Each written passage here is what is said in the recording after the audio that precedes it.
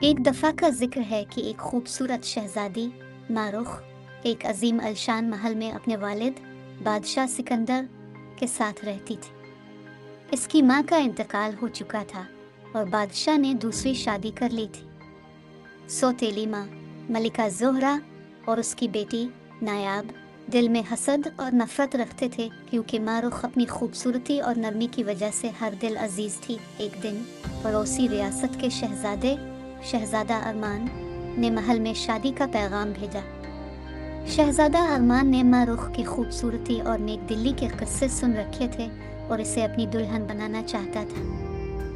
बादशाह खुशी से झूम उठा, लेकिन मलिका ज़ोहरा और नायाब के दिलों में हसद की आग भड़क उठी। मलिका ज़ोहरा और नायाब ने एक शैतानी मंसूबा बनाया। उन्होंने मारुख को जंगल में ले जाकर कहा कि वो इसे एक ख़ास जगह दिखाना चाहती है।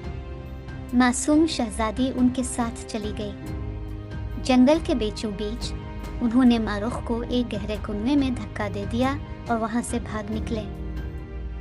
कुएं के अंदर मारुख ने खुद को तारीकी में पाया, लेकिन अचानक कुएं की दीवारों पर रोशनी चमकने लगी। इसने देखा कि एक छोटा सा दरवाज़ा खुल रहा है। दरवाजे के पीछे एक जादुई वादी थी, जहां रंग बिरंगे परिंदे और जानवर बातें कर सकते थे। इसी वादी में एक पुरानी औरत रहती थी, जो दरअसल एक जादूगरनी थी। इसने मारुख को बताया कि वो दिल की साफ और नेक लड़की है, इसीलिए ये वादी इसके लिए खुली है। जादूगरनी ने मारुख को एक जादुई ताज और खजाने का संदूक दिया, जिससे वो अपनी तकदीर बदल सकती थी। जब मारुख महल नहीं लौटी तो बादशाह और शहज़ादा अरमान परेशान हो गए।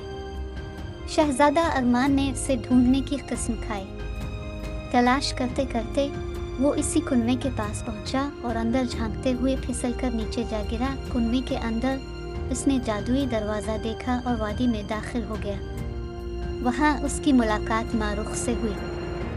दोनों ने एक दूसरे को देखते ही पहचान लिया और खुशी से गिले मिले। मारुख और शहज़ादा अरमान जादुई ताज और ख़जाने के साथ महल वापस आए। मारुख ने अपने वालिद को सारी हकीकत बताई।